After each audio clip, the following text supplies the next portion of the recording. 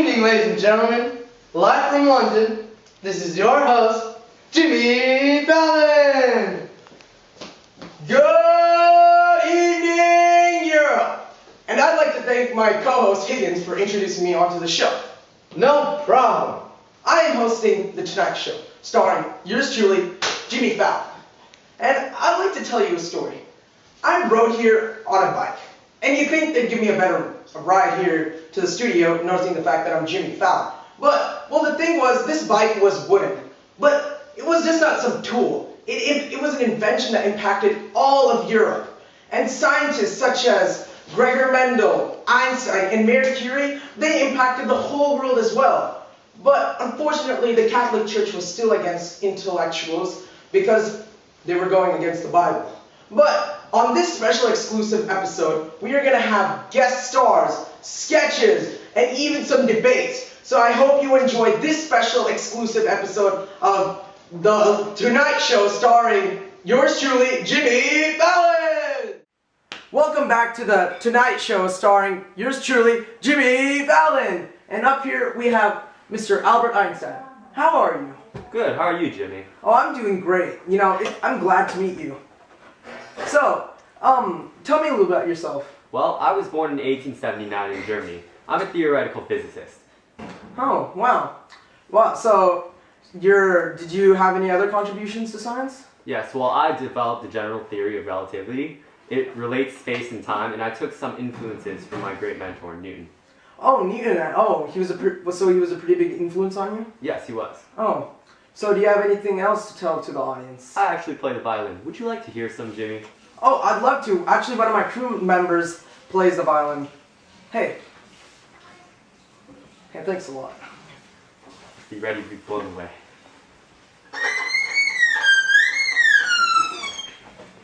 How's that, Jimmy? Well, give it up for Mr. Albert Einstein!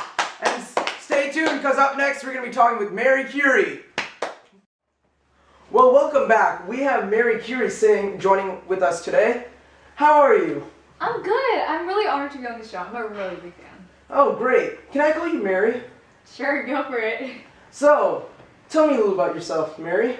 I was born on November of 1867 in Poland. Wait, Poland? Wait, I thought you were French. Well, I'm a French citizen right now. Like, I live in France right now, but I was actually born in Poland. Oh, wow, wow. So, how have you contributed to science? Well, I'm a physicist and chemist, and over the course of my years, I've been I've been using and experimenting with radioactivity, and I also discovered radium and polonium. Oh, wow. I've heard those are pretty dangerous elements. They are, but I don't think they'll really affect me that much. Wow. So, is there anything else you want to tell the audience? I was actually the first woman to win a Nobel Peace Prize. Wow. Yeah. Wow, that's great. Yeah, I won one with my husband.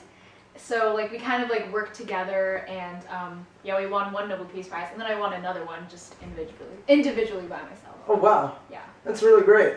Is there anything else you would like to say? No, I think I've covered everything. Yeah. Well, there you have it, Madame Curie. Well, thank you, and I hope you guys stay tuned, because up next we have Mrs. Beatrice Webb. Introducing the very first bicycle.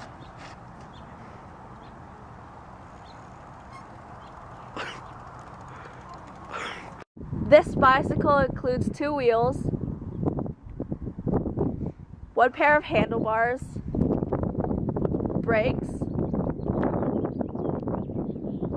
a seat, and a frame.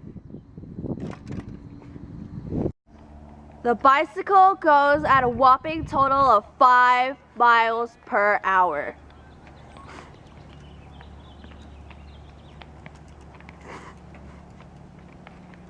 But that's not all. As you can see, the bicycle is made of 100% wood. But wait, there's even more. If you buy now, we'll throw in an extra helmet, bicycle lock, and the guaranteed fact that it was only made by British men.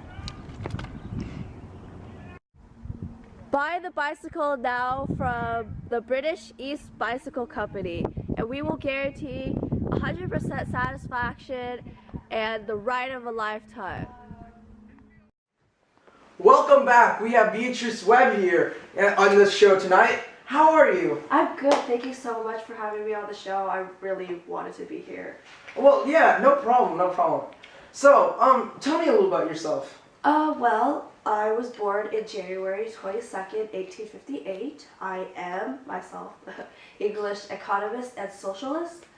Some things that I did, I played a crucial role in the Fabian Society, and I co-founded London School of Economics and Political Science. Oh, wow. So, you're not an actual scientist, like...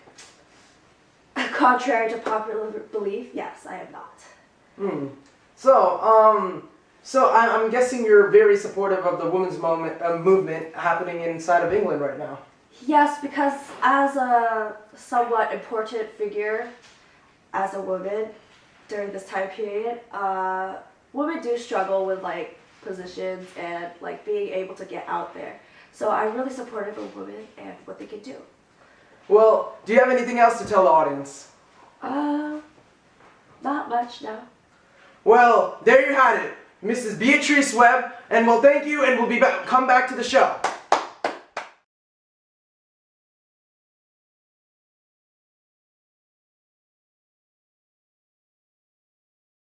Gregor Mendel was an Augustinian friar who was known as the father of genetics. Gregor Mendel admired peas. From 1856 to 1863, he cultivated and tested 29,000 peas.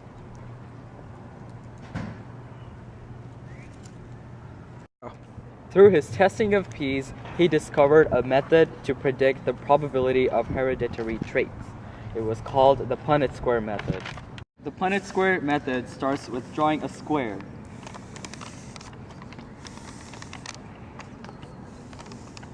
You then make 4 boxes and then 2 types of traits. In this trait, the big T means tall, and the small t means short. Let's see the probability of having a tall offspring.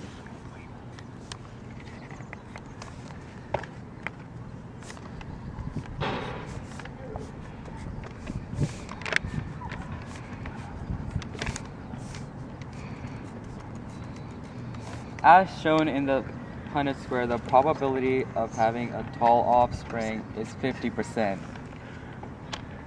It was very beneficial to track genetics. Well, we have Ernst Mack here now. How are you? I'm fine. How are you? I'm doing great. So, tell me a little about yourself. Well, I'm a German physicist, and I was born in 1883, February 18th, in Austria, in the Austrian Empire. Oh, wow, wow. So, how have you contributed to science? Well, I've contributed many things to physics, philosophy, and physiological psychology. Wow, would you like to expand on that? Sure. In physics, the speed of sound bears my name, because I was the first to systematically study supersonic motion. And other major contributions was to understand the Doppler effect. Would you like me to elaborate my philosophical views? Oh, yes, please. Alright. So I was known for my influence upon the Vienna Circle and my famous anti-metaphysical attitude. The science of mechanics, we urge the scientists to consider their concepts descriptive not of the physical world, but of scientific observations. Wow. Do you have anything else to tell the audience? Not really, but it was an honor to be on this show, Jimmy Fallon. Oh, okay. Well, thanks you. Well, you heard it here first. Well, stay tuned, because up next, we're going to have a great debate. And thanks. Up next, we have a debate between a Catholic priest and a local scientist. And it goes like this. As a local scientist, Higgins v. Diggins! And as a Catholic priest, Jimmy Fallon! Yeah, Roots. Hit me up with a beat. Who do you think you are? Stopping something good to start. All you believe in is myths and fairy tales, such as Jesus and his bail from death. You think you blessed when you're wet? Psh, how stupid is that? Hey, watch your mouth, you're going to hell. And one day I'll have a tale to tell of you getting burned from a flame from above. Come on, man, show us some love. Give us a chance. Haven't you had enough? You're pulling a bluff. First off, there's no hell or heaven, and there's no point in making your bread unleavened. How can God make man from dirt? That's scientifically incorrect. You're as dumb as my pets, the ones I test, to better understand those pets. Man, all you want is power. Without it, you'd be a coward. Me, a coward? What can't be a coward if they have the Lord? All you gotta do is put chemicals together when you're bored. Saying some random things, hoping to never get ignored. Tell me, where are your journals stored? I'm about to break your addiction. I'm about to help you lose your affliction. Consider this a holy inspection. Call this an eternal life detention. Holla! Ladies and gentlemen, up next we're gonna have a sketch about.